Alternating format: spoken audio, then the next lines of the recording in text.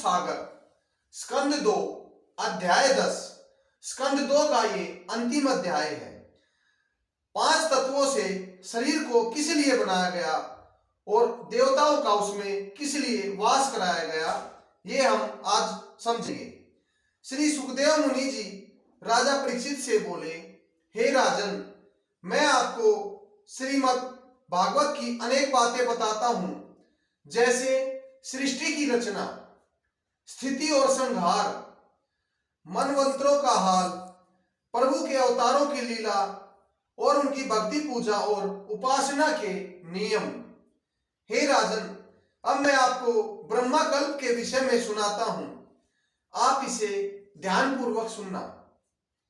एक बार की बात है, जब परब्रह्म परमेश्वर अपना श्री हरि विष्णु जी का रूप धारण कर शेषनाग की शैया पर आराम कर रहे थे, तो उन्होंने मन ही मन सोचा कि मुझे अपने अनेकों रूप धारण करने चाहिए। यह सोचते ही उन्होंने अपनी माया को संसार का विस्तार करने के लिए आज्ञा दी। माया ने उसी क्षण स्वर्ग, पाताल और मृत्यु लोक को बनाकर सत, रज और तम तीनों गुणों को प्रकट कर दिया। फिर तम से अहंकार, रज से हाथ, पैर, वाणी, लिंग और गुदा, ये 5 कर्म इंद्रिया, और सत से नेत्र, कान, जीवा, नाक और त्वचा, ये 5 ज्ञान इंद्रिया, तथा तमोगुण से आकाश, वायु, जल, अग्नि, ये 5 तत्व, और सतोगुण से शब्द, स्पर्श, स्वाद, भूमि और सूंघने की शक्ति और बुद्धि प्रकट हुई।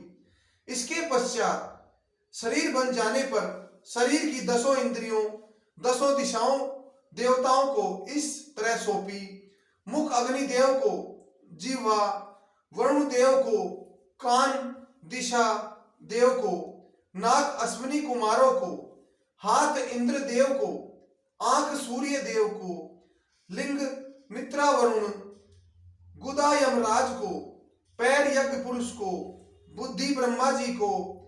और फिर सभी ने चाहा कि इस मूर्ति को खड़ा करके हिलाएं, चलाएं और बुलाएं, लेकिन अनेकों प्रयत्नों के पश्चात भी वह शरीर किसी भी कार्य में शक्तिशाली नहीं हो सका।